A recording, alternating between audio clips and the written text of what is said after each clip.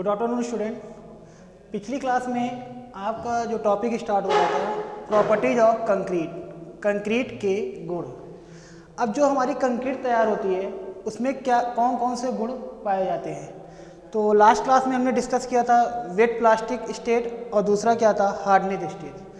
Wait plastic state मतलब ताज़ी सुघट अवस्था और हार्डनेस स्टेट मतलब क्या होता है कठोर अवस्था। तो सबसे पहला जो टॉपिक है वो कौन सा है वेट प्लास्टिक स्टेट, ताज़ी सुघट अवस्था। जब हम सीमेंट और एग्रीगेट प्लस वाटर को तीनों को मिलाकर जब हम एक मिक्सचर तैयार करते हैं जो एक पेस्ट के फॉर्म में होता है, ठीक है, एक लिक्विड के या एक सॉलिड लिक्विड कह दीजिए या एक पेस्ट के फॉर्म में होता है, वो जो अवस्था होती है उसी अवस्था को क्या कहते हैं प्लास्टिक स्टेट। इस अवस्था में हम कंक्रीट को कहीं भी ढाल सकते हैं, किसी भी शेप के रूप में हम इसको ढाल सकते हैं। जब कंक्रीट की ऐसी अवस्था या कंक्रीट का ऐसा पेस्ट का फॉर्म जो कहीं पर ढाला जा सकता है या कहीं पर इसका प्रयोग किया जा सकता है, तो ऐसी अवस्था को ही हम क्या कहते हैं प्लास्टिक स्टेट, ताज़ी सुघट अवस्था। प्लास्टिक स्टेट में निम्न निम्न तीन प्रकार के गुण उत्पन्न होते हैं। पहला क्या होता है वर्केबिलिटी, सिग्रेशन एंड ब्लीडिंग। वर्केबिलिटी मतलब क्या हुआ, अगर हमने जो रेशियो है हमारा सीमेंट एग्रीगेट प्लस वाटर, अगर इन तीनों को एक निश्चित अनुपात में मिलाया, अगर वो पेस्ट 100 to 150 mm के रेंज में है, ठीक है, इसको हम कहाँ से पता करते हैं, हम इसको पता करते हैं स्लम टेस्ट के माध्यम से, ठीक है। हम इसको कैसे पता करते हैं स्लम टेस्ट के माध्यम में। अगर हमारा रेंज 100 से 150 के mm के बीच में है तो जो कंक्रीट हम तैयार करते हैं वो हमारी क्या होती है वर्कबेबल, मतलब कि कार्य करने लायक होती है, ठीक है। तो अब इसका क्या प्रोसीजर होता है, इसको हम कैसे चेक करते हैं। इसका एक फॉर एग्जांपल के रूप में स्लम टेस्ट का मॉडल ऐसे होता है, उसकी अपर डाया जो होती है 10 सेंटीमीटर की होती है और जो लोअर डाया होती है वो 20 सेंटीमीटर की होती है और जो इसकी हाइट होती है वो कितनी की होती है 30 सेंटीमीटर की, ठीक है। इस ऑपरेटस में क्या करते हैं, जो हमारा सीमेंट एग्रीगेट और वाटर, ठीक है, इन तीनों को मिक्सचर को मिलाकर इसमें फिल करते हैं। सबसे जो पहला लेयर भरते हैं, पहली बार जब भरते हैं पहले इसको 3 लेयर के फॉर्म में भरते हैं, फर्स्ट सेकेंड एंड थर्ड, ठीक है। तो पहली लेयर को जब फिल करते हैं तो इस टैंपिंग रॉड के माध्यम से उसमें करीब 25 टाइम्स उसको टैंप किया जाता है, मतलब कि जो उसमें वायर्स वगैरह हों उसको क्या कर दिए रिमूव कर दिए। फिर सेकेंड लेयर भरते हैं, फिर इसी तरफ 25 करते हैं और जो वायर्स वगैरह होते हैं उसको रिमूव करते हैं। देन क्या करते हैं थर्ड लेयर भरते हैं और उसमें भी 25 के आसपास क्या कहते हैं टैंपिंग की जाती है और उसके बाद जो उसके वायर्स होते हैं उसको क्या कर देते हैं रिमूव कर देते हैं। और रिमूव करने के बाद कन्नी के माध्यम से इसको आराम से ऐसे ही स्लाइड कर देते हैं, जैसे उसके ऊपर जो एक्स्ट्रा मटेरियल्स हैं वो रिमूव हो जाए। उसके बाद क्या करते हैं, यहाँ पर एक सपोर्टिव बेंड लगा होता है, इसको क्या करते हैं रिमूव करके इसको ओपन कर देते हैं, ठीक है। ओपन करने के बाद जैसे स्लम जो स्ट्रक्चर है, अगर हमारा स्लम इतनी दूर तक का रिमूव हो, मतलब कि हमारा मान लीजिए तैयार किया, हमारा जो स्लम का शेप था इस टाइप का था और जो हमारा कंक्रीट तैयार हुआ इस टाइप का होगा करीब। जो स्लम्पिंग हुई मान लीजिए अगर वो 100 to 150 के रेंज में है तो हम उसका यूज कर सकते हैं। वो हमारा स्लम्प कौन सा स्लम्प कहलाता है ट्रू स्लम्प, ठीक है। तो इसी तरह से हम क्या करते हैं कंक्रीट की वर्केबिलिटी को चेक करते हैं। नेक्स्ट होता है हमारा सिग्रेशन। सिग्रेशन का मतलब होता है पृथक्करण। अब पृथक्करण डिपेंड करता है हमारा एग्रीगेट पे। पृथक्करण हमारा डिपेंड करता है एग्रीगेट पे। अगर निश्चित अनुपात में सारे मटेरियल को मिलाया जाता है तो उसमें क्या होता है, बिना सिग्रेशन के हम उसको क्या करते हैं, सुगठ अवस्था में तैयार कर सकते हैं। लेकिन अगर एग्रीगेट में फाइन एग्रीगेट की मात्रा ज़्यादा हो जाए, मतलब जो मटेरियल मिला रहे हैं सीमेंट, एग्रीगेट और वाटर, तो उसमें जो बालू की मात्रा है अगर हम उसको ज़्यादा मिला देते हैं तो वो क्या होता आता है, सिग्रेशन के फॉर्म में हो जाता है, मतलब कि वो पृथक्करण हो जाता है। तो इसलिए जब हम कोई भी मटेरियल मिलाते हैं तो उसमें हम निश्चित मात्रा के रूप में ही मिलाते हैं। जैसे हमारा रेशियो होता है 1:2:4, तो ये IS कोड के द्वारा एक डिफाइन किया गया है। तो अगर हम इस मिक्सचर को तैयार करेंगे तो हमारा जो प्लास्टिक स्टेट तैयार होगा उसमें वर्केबिलिटी भी अच्छी होगी, उसमें सिग्रेशन भी अच्छा होगा, उसमें ब्लीडिंग भी अच्छी होगी। ठीक है। और ब्लीडिंग किस रीजन से उत्पन्न होती है, अगर ब्लीडिंग फेल होगी तो वो किस रीजन से फेल होगी, वो फेल होगी वाटर के द्वारा। अगर हम जो मटेरियल तैयार कर रहे हैं अगर उसमें हम वाटर की मात्रा अधिक कर देंगे तो हमारा ब्लीडिंग अधिक हो जाएगा और जिससे हमारी वर्केबिलिटी या प्लास्टिक स्टेट की अवस्था में नहीं आएगा, एक लिक्विड के फॉर्म में आ जाएगा जिसे हम यूज करने लायक नहीं होता। इसीलिए जब मटेरियल तैयार किया जाता है सीमेंट, एग्रीगेट और वाटर का, तो उसमें एक निश्चित फॉर्म में सारे कंपोनेंट को मिलाया जाता है। मिलाने के बाद जो पेस्ट तैयार होता है वो पेस्ट हमारा क्या कहलाता है, प्लास्टिक स्टेट। उसमें निम्न 3 प्रकार के गुण उत्पन्न होते हैं, वर्केबिलिटी, सिग्रेशन और ब्लीडिंग। ठीक। नेक्स्ट हमारा जो प्रॉपर्टीज है वो है हार्डनेस स्टेट, कठोर की अवस्था। कठोर की अवस्था का क्या मतलब है, एक सॉलिड के फॉर्म में। ये जस्टर देख रहे हैं, एक वुडन का पार्ट है लेकिन ये क्या है, एक सॉलिड के फॉर्म में बना है। जब हम कंक्रीट, सीमेंट, एग्रीगेट और वाटर का मिक्सचर तैयार करते हैं और मिक्सचर तैयार करने के बाद क्या करते हैं, किसी के साँचे के रूप में इसको ढाला जाता है। ढालने के बाद कुछ समय के बाद क्या होता है, ये एक कठोर की अवस्था में जाता है। जो कठोर की अवस्था में आ जाता है उसी को हम क्या कहते हैं, हार्डनेस स्टेट। ठीक है। हार्डनेस स्टेट हमारा इसी टाइप का बनेगा। ठीक। अगर हम क्यूबिक के रूप में बनाएंगे कंक्रीट को तो इसी के फॉर्म में बनेगा। तो जब हार्डनेस स्टेट आता है या कठोर की अवस्था आती है तो उसमें निम्न 3 टाइप्स के गुण उत्पन्न होते हैं। ठीक है। अगर कोई चीज़ सॉलिड है, ठीक है, अगर यही चीज़ देखिए सॉलिड है तो ये क्या है, ये कठोर की अवस्था में है, तो इसकी क्या होगी, सामर्थ्य भी अच्छी होगी। ठीक है। ये ज़्यादा देर चलेगा और इसमें क्या होगा, कोई भी चीज़ अगर हम पानी वगैरह पास कराएंगे तो पानी भी पास नहीं होगा। तो यही 3 गुण इसमें क्या होते हैं, उत्पन्न होते हैं। पहला क्या होता है, स्ट्रेंथ, सामर्थ्य। दूसरा क्या होता है, ड्यूरेबिलिटी। तीसरा क्या होता है, इम्परमेबल, माने अप्रवेश, टिकाऊपन, सामर्थ्य। ये हमारा किस में डेवलप होता है, कठोर की अवस्था में। ठीक है। तो प्रॉपर्टीज ऑफ कंक्रीट के निम्न कितने गुण होते हैं, 2। पहला क्या होता है, प्लास्टिक स्टेट। दूसरा क्या होता है, हार्डनेस स्टेट। जो पेस्ट हम मिक्सचर तैयार करते हैं, जो इनिशियल अवस्था होती है उसी को हम क्या कहते हैं, प्लास्टिक स्टेट। सडन उसी पेस्ट को 1-2 घंटे बाद या 8 घंटे बाद जब देखते हैं तो जो अवस्था तैयार होकर बन के आती है उसे हम क्या कहते हैं, कठोर की अवस्था कहते हैं। ठीक है। नेक्स्ट टॉपिक, हमारा जो नेक्स्ट टॉपिक है,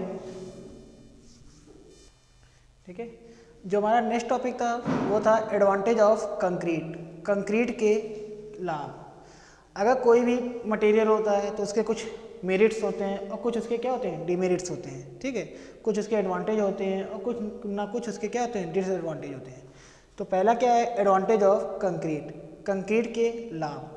सबसे पहला जो टॉपिक है उसमें क्या है, इनग्रेडिएंट ऑफ संघटक, माने इनग्रेडिएंट मतलब कि संघटक। जो हमारा कंक्रीट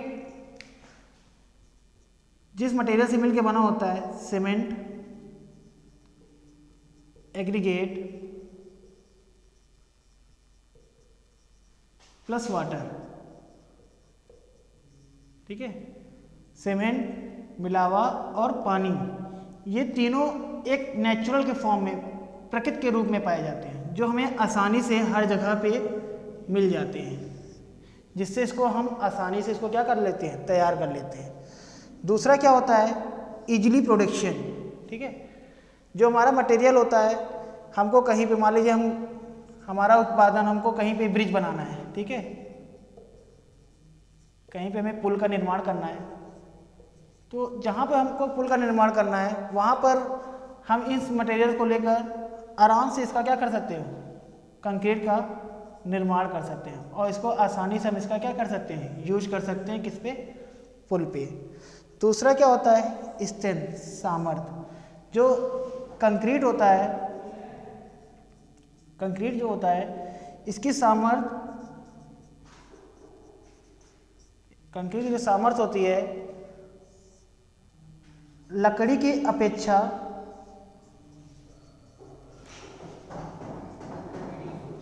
अपेक्षा बहुत अच्छी होती है। ठीक है, देन क्या होता है, टेम्परेचर। जो हमारा कंक्रीट बन के तैयार होता है, आप लोग देखते होंगे जो हमारा घर बनता है, तो चाहे बरसात हो, चाहे धूप पड़े, चाहे हवाओं का इफेक्ट है, उस पर कोई भी इफेक्ट नहीं पड़ता, चाहे वो ठंडे का मौसम हो, चाहे गर्म का मौसम है। तो क्या होता है कि जो कंक्रीट का स्ट्रक्चर होता है उस पर, ठीक है, कंक्रीट की जो संरचना होती है उस पर टेम्परेचर का कोई इफेक्ट नहीं होता है। ये सबसे इम्पॉर्टेंट गुण होता है किसका, कंक्रीट का। ठीक है, देन वर्केबिलिटी, स्वीकार्यता। जो हमारा कंक्रीट होता है, अगर हम उसका यूज कहीं कंस्ट्रक्शन पे यूज करते हैं, तो अगर उसका देखते हैं कि अगर उसकी जो मटेरियल हम तैयार करते हैं, अगर उसकी रेंज 100 टू 150 mm है स्लम टेस्टिंग के माध्यम से, तो हम उसका यूज आसानी से कर सकते हैं। ठीक है, देन होता है ड्यूरेबिलिटी, टिकाऊपन। जो कंक्रीट के स्ट्रक्चर होता है वो ज़्यादा ड्यूरेबल होता है, इसकी मिनिमम जो वर्ष होता है वो 90 ईयर होता है, कि जो हमारा संरचना तैयार किया जाता है वो कम से कम 90 साल चलेगा। इसको IS के द्वारा डिफाइन किया गया है। ठीक है, तो जो इसलिए इसकी क्या होती है, ड्यूरेबिलिटी अधिक होती है। ठीक, नेक्स्ट होता है लो कास्ट, मतलब कि कम लागत। अब देखिए जो हमारा सीमेंट होता है, एग्रीगेट होता है और वाटर होता है। ठीक, तो सीमेंट हमारा आसानी से मिल जाता है, एग्रीगेट भी हमको आसानी से मिल जाता है, और पानी भी हमसे क्या हो जाता है, आसानी से मिल जाता है, जिसके कारण इसकी क्या होती है, लागत कम होती है। ठीक है, क्योंकि लागत कम क्यों होती है, क्योंकि लकड़ी का भी पार्ट बनाएंगे तो ज़्यादा महंगा पड़ेगा, स्टील का पार्ट बनाएंगे तो भी ज़्यादा पड़ेगा। अगर हम एक रेशियो के अकॉर्डिंग कोई स्ट्रक्चर बनाते हैं 1:3:6 के अनुपात, तो हमारा सीमेंट कितना यूज हो रहा है, 1, सैंड कितना यूज हो रहा है, 3, और 6 हमारा क्या हो रहा है, मतलब कि स्टोन्स। ठीक, बेलास्ट। तो देखेंगे तीनों में सबसे कम हमारा क्या है, जो कॉस्टली होता है वो सीमेंट होता है, और सीमेंट हमें कितना यूज करना है, कम मात्रा में यूज करना है, जिसके कारण जो हमारा स्ट्रक्चर तैयार होता है वो बहुत ही लो कास्ट के रूप में होता है। ठीक, अब नेक्स्ट टॉपिक जो है हमारा डिसएडवांटेज ऑफ कंक्रीट। ठीक है, नेक्स्ट टॉपिक जो है वो हमारा कौन सा है, डिसएडवांटेज ऑफ कंक्रीट। देखिए जो कंक्रीट है उसके एडवांटेज पड़े, अब इसके क्या होंगे, डिसएडवांटेज होंगे। जब किसी के कोई चीज़ लाभ होती है तो उसके कुछ ना कुछ क्या होते हैं, हानि भी होती है। ठीक है, तो कंक्रीट के क्या क्या हानि होते हैं, पहला होता है नो चेंजेस, मतलब कि अपरिवर्तनीय है। ठीक, सेकेंड इज वन होता है टेंसाइल स्ट्रेंथ, तनन सामर्थ्य। देन होता है वेट, भार। फोर्थ इज वन होता है मेंटेनेंस, मरम्मत। फिफ्थ इज वन होता है स्क्रैप वैल्यू, कबाड़ी मूल्य। और सिक्स इज वन होता है कंस्ट्रक्शन जॉइंट, प्रसार जोड़। ठीक है, अगर हम कंक्रीट को एक बार ढाल दिया जाता है तो उसका ना तो हम शेप चेंज कर सकते हैं, ठीक है, ना हम उसका साइज, दोनों को हम नहीं चेंज कर सकते। अगर एक बार हमने कंक्रीट को ढाल दिया तो उसको ना उसका हम शेप चेंज कर सकते हैं, ना उसकी साइज चेंज करते हैं। इसलिए इसमें कौन सी एडवांटेज होता है, सबसे पहला अपरिवर्तनीय, मतलब कि no changes. Second is one होता है टेंसाइल स्ट्रेंथ, तनन सामर्थ्य। ठीक है, कंक्रीट की क्या होती है, कंप्रेसिव स्ट्रेंथ तो अच्छी होती है, कंप्रेसिव स्ट्रेंथ कंप्रेसिव स्ट्रेंथ मतलब कि संपीड़न सामर्थ्य तो अच्छी होती है, लेकिन टेंसाइल स्ट्रेंथ क्या होती है, वीक होती है। अगर हम उस पर एक्सियल लोड लगाते हैं तो वो क्या होगा, कंप्रेस को तो कंप्रेसिव को पार्ट को तो क्या करेगा, जो अपर पार्ट होता है इसको क्या कहते हैं कंप्रेसिव, इसको क्या कहते हैं टेंसाइल। ठीक है, तो अगर हम ऊपर पर लोड लगाएंगे तो कंप्रेसिव जो लोड लगाएंगे तो ये कंप्रेशन वाला जो पार्ट है ये तो भार को वहन कर लेगा, लेकिन जो टेंसाइल वाला है ये भार पे क्या होगा, वीक होता है और ये भार को वहन नहीं कर पाता और स्ट्रक्चर को क्या कर जाता है, फेल कर जाता है। ठीक है, तो इसलिए सेकेंड इसके जो हानि होती है उसमें क्या होती है, टेंसाइल स्ट्रेंथ क्या होती है, वीक होती है, कमजोर होती है। नेक्स्ट क्या होता है, वेट, भार।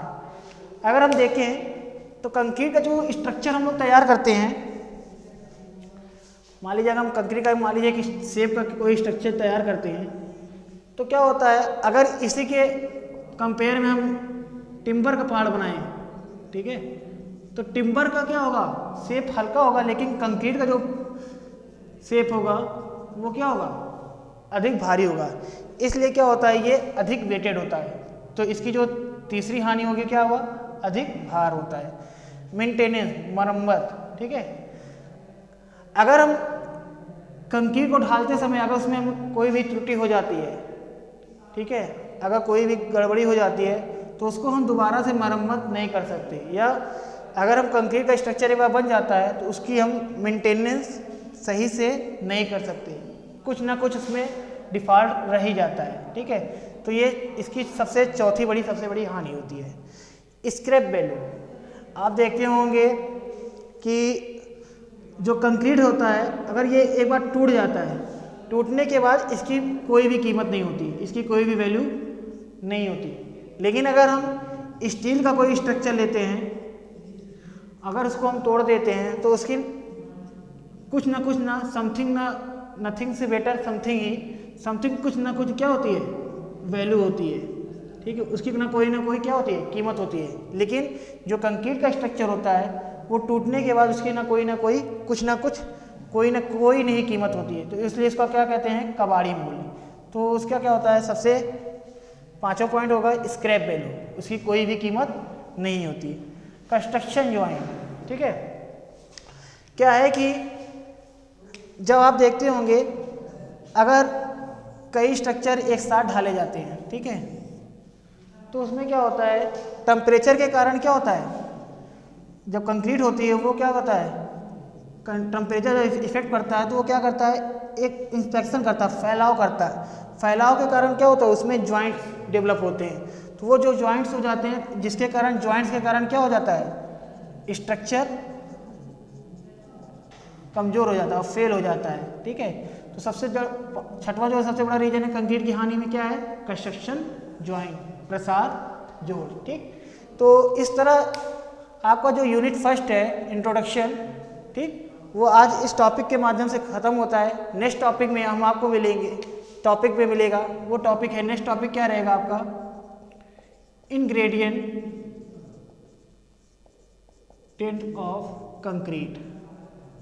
ठीक है, कंक्रीट के जो घटक होंगे उसी के बारे में नेक्स्ट यूनिट 2 स्टार्ट करेंगे। ठीक है, नेक्स्ट क्लास में। ठीक, थैंक यू क्लास।